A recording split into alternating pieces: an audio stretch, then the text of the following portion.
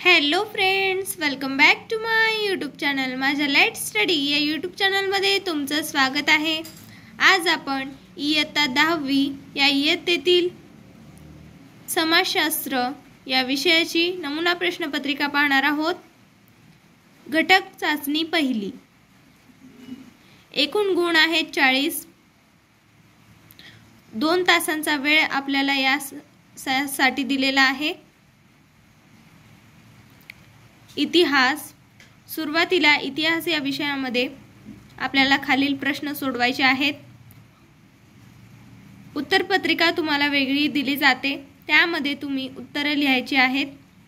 प्रश्न क्रमांक पहिला अ, दिलेल्या पर्यायांपैकी योग्य पर्याय निवडून विधाने पुन्हा लिहा। या प्रश्नामध्येच आपल्याला उत्तर कसं लिहायचं आहे ते दिलेलं आहे। विधाने पुन्हा लिहा। या अगोदरच्या व्हिडिओमध्ये देखील तुम्ही पाहिलं असेल की मी दरवेळेस म्हणते की उत्तरामध्ये आपल्याला या प्रश्नाचे उत्तर म्हणजे पूर्ण वाक्य पुन्हा एकदा लिहायचं आहे व जे उत्तर आहे त्याच्या खाली आपल्याला अंडरलाईन करायची आहे। जसं की तुम्ही पाहू शकता, पहिला प्रश्न येथे आहे, आर्किओलॉजी ऑफ नॉलेज हा ग्रंथ डॅश डॅश याने लिहिला। खाली आपल्याला पर्याय दिलेले आहेत। 4 पर्याय या ठिकाणी दिलेले आहेत। त्यापैकी मायकेल फुको हा पर्याय बरोबर आहे। त्यामुळे उत्तरपत्रिकेमध्ये लिहित असताना प्रश्न क्रमांक पहिला, त्यातील पहिला व त्याचे उत्तर आर्किओलॉजी ऑफ नॉलेज हा ग्रंथ मायकेल फुको याने लिहिला असं लिहायचं आहे व त्या मायकेल फुको या उत्तराखाली अंडरलाईन करायची आहे। दुसरा, भारतीय पुरातत्व सर्वेक्षण खात्याचे पहिले सरसंचालक डॅश डॅश हे आहेत। खाली आपल्याला पर्याय दिलेले आहेत। त्यातील अ, अलेक्झांडर कनिंगहॅम हे उत्तर बरोबर आहे। तिसरा, जगातील सर्वात प्राचीन संग्रहालय डॅश या शहराचा उत्खनन करताना सापडले। या प्रश्नाचे उत्तर आहे क, ऊर। प्रश्न क्रमांक पहिला मधील ब प्रश्न आपण पाहूयात। खालीलपैकी चुकीची जोडी ओळखा व लिहा। या ठिकाणी प्रश्नामध्ये आपण पाहू शकतो फक्त चुकीची जोडी आपल्याला ओळखायची आहे। या अगोदरच्या प्रश्नपत्रिकेमध्ये त्याच्या नमुन्यामध्ये असे होते की चुकीची जोडी ओळखा व दुरुस्त करून पुन्हा लिहा, परंतु या ठिकाणी आपल्याला सांगितलेलं नाहीये, त्यामुळे जी चुकीची जोडी आहे तीच फक्त आपल्याला ओळखून लिहायची आहे। प्रश्न क्रमांक पहिला, अ गट आणि ब गट या ठिकाणी दिलेला आहे। या गटातील चौथी जोडी Karl Marx discourse on the method ही चुकीची जोडी आहे। दुसरा, या गटातील तिसरी जोडी इंडियन वॉर ऑफ इंडिपेंडेंस 1857 = मार्क्सवादी इतिहास ही जोडी चुकीची आहे। तिसरा गट, त्यातील तिसरी जी जोडी आहे छत्रपती शिवाजी महाराज रेल्वे टर्मिनस दिल्ली ही चुकीची जोडी आहे। दिल्लीच्या ठिकाणी येथे मुंबई बरोबर आहे। प्रश्न क्रमांक दुसरा, खालील संकल्पना स्पष्ट करा। कोणतेही 2।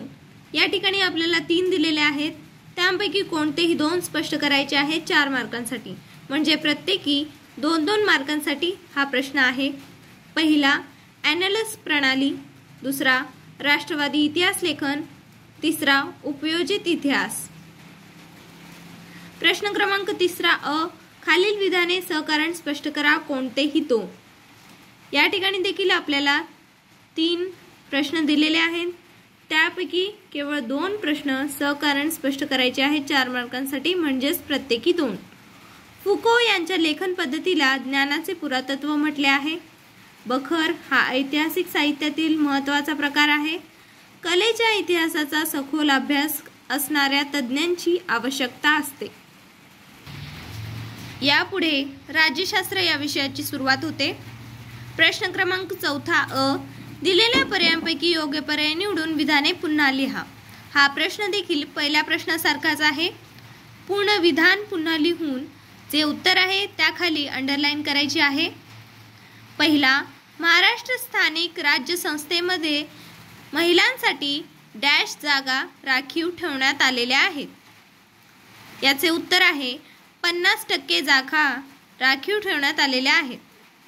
दुसरा, मतदारसंघ निर्माण करण्याचे काम निवडणूक आयोगाची डॅश समिती करते. तर याचे उत्तर आहे ब, परिसीमन समिती. प्रश्न क्रमांक 5 अ, चुकी बरोबर ते सहकारण स्पष्ट करा. कोणतेही एक. या ठिकाणी 2 दिलेले आहेत, त्यापैकी कोणतेही एक सहकारण स्पष्ट करायचे आहे 2 मार्कांसाठी. यामध्ये केवळ 2 जरी तुम्ही कारणे लिहिली तर तुम्हाला मार्क मिळून जातील, किंवा छोटी छोटी कारणे 4 पॉईंट घालून जरी तुम्ही लिहिली तर तुम्हाला 2 मार्क मिळून जातील. पहिला आहे, संविधानाचे स्वरूप एखाद्या जिवंत दस्तऐवजाप्रमाणे असते. दुसरा, निवडणूक आयोग निवडणुकीदरम्यान आचारसंहिता लागू करते. ब, खालील प्रश्नांची थोडक्यात उत्तरे लिहा. कोणतेही एक. या ठिकाणी देखील 2 प्रश्न दिलेले आहेत, त्यापैकी कोणतेही एक लिहायचे आहे 2 मार्कांसाठी. पहिला, मतदाराचे वय 21 वर्षावरून 18 वर्ष केल्यामुळे कोणते परिणाम झाले. दुसरा, निवडणूक आयुक्त पदाविषयी अधिक माहिती लिहा. हा प्रश्न टिपा लिहाप्रमाणे आहे. तुम्ही या प्रश्नाचे उत्तर लिहू शकता. या ठिकाणी इतिहास व राज्यशास्त्र या विषयाची प्रश्नपत्रिका पूर्ण झालेली आहे, परंतु भूगोल या विषयाची प्रश्नपत्रिका देखील आपल्याला याच प्रश्नपत्रिकेमध्ये दिलेली आहे. परंतु बोर्डाच्या प्रश्नपत्रिकेमध्ये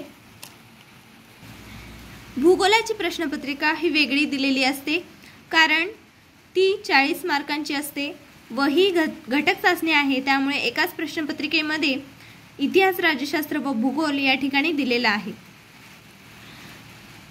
प्रश्न क्रमांक 1, योग्य पर्याय निवडून विधाने पूर्ण करा. पहिला, भारताचे सर्वात दक्षिणेकडील टोक डॅश नावाने ओळखले जाते. खाली पर्याय दिलेले आहेत, त्यापैकी अचूक उत्तर निवडून आपल्याला लिहायचे आहे. दुसरा, ब्राझीलचा सर्वाधिक भूभाग डॅश आहे. तिसरा, भारत हा डॅश कटिबंधातील देश आहे. चौथा, साग हा वृक्ष प्रामुख्याने डॅश वनात सापडतो. ब, योग्य जोड्या जुळवा. अ स्तंभ व ब स्तंभ या ठिकाणी दिलेला आहे, परंतु उत्तरपत्रिकेमध्ये आपल्याला जोड्या जुळवत असताना अ व ब स्तंभामध्ये मध्ये उत्तरे अशा प्रकारे एक स्तंभ आखून घ्यायचा आहे व अ स्तंभामध्ये असलेले जे प्रश्न आहेत, उदाहरणार्थ या ठिकाणी पहिला ब्राझिलिया दिलेला आहे, याचं जे काही उत्तर असेल ब स्तंभामधील त्याचं केवळ क्रमांक किंवा आकडे या ठिकाणी लिहायचं आहे.